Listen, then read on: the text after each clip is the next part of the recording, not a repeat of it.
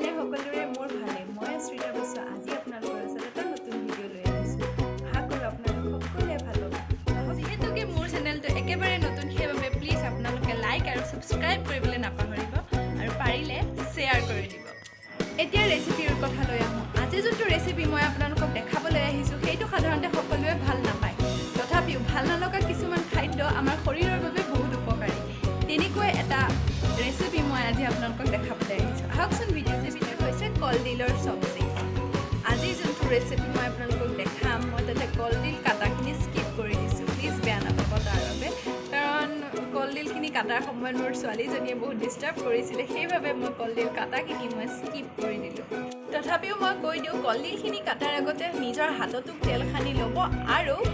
যোনটো পাত্ৰত কাটিব তাতেও তেল সানি ল'ব তেতিয়া পাত্ৰটোও ক'লা নহয় আৰু আপোনাৰ হাতখনো ক'লা নহয়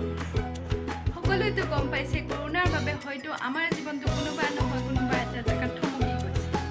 সেইবাবে কৰোণাই যাতে আপোনাক বা আপোনাৰ ঘৰৰ কোনোবা ক্ষতি নকৰে সেইবাবে যিকোনো কাম কৰাৰ আগতে হাতখন চেনিটাইজ কৰিবলৈ নাপাহৰিব আৰু বেছি পলম নকৰি ভিডিঅ'টো ষ্টাৰ্ট কৰোঁ আহক অলপমান ল'লোঁ তাতে আমি শুকান জলকীয়া তেজপাত আৰু লং ইলাইচি দি দিলোঁ পিচি থোৱা আদা নহৰু পেষ্টখিনি ইয়াতে দি দিম আৰু অলপমান লৰাই ল'ম নহৰুখিনি অলপমান ৰঙচুৱা হোৱাৰ লগে লগে আমি ইয়াতে দালিখিনি দি দিম আৰু অলপমান ভাজিম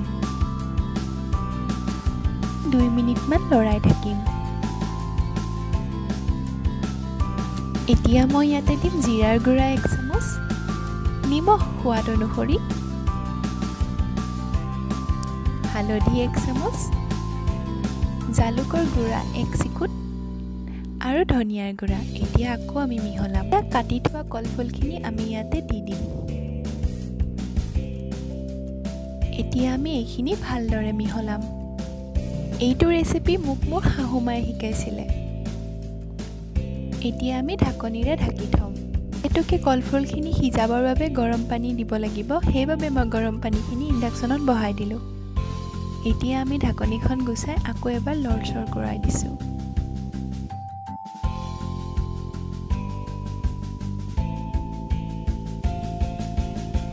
এতিয়া আমি ইয়াতে গৰম পানীখিনি দি দিম পানীখিনি দি আমি আকৌ এবাৰ লৰচৰ কৰাই দিলোঁ গেছৰ ফ্লেমটো হাই কৰি থ'ম আৰু আমি ঢাকনিখন লগাই দিম এতিয়া আমি আকৌ এবাৰ চাওঁ লৰচৰ কৰি হ'ব হৈছেহি আৰু এতিয়া মই ইয়াতে অলপমান গৰম মছলা গুড়ি দি দিছোঁ এয়া খানা ৰেডি ভিডিঅ'টোৰ শেষত কমেণ্ট কৰিবলৈ নাপাহৰিব ভিডিঅ'টো কেনেকুৱা পালে নিশ্চয় জনাব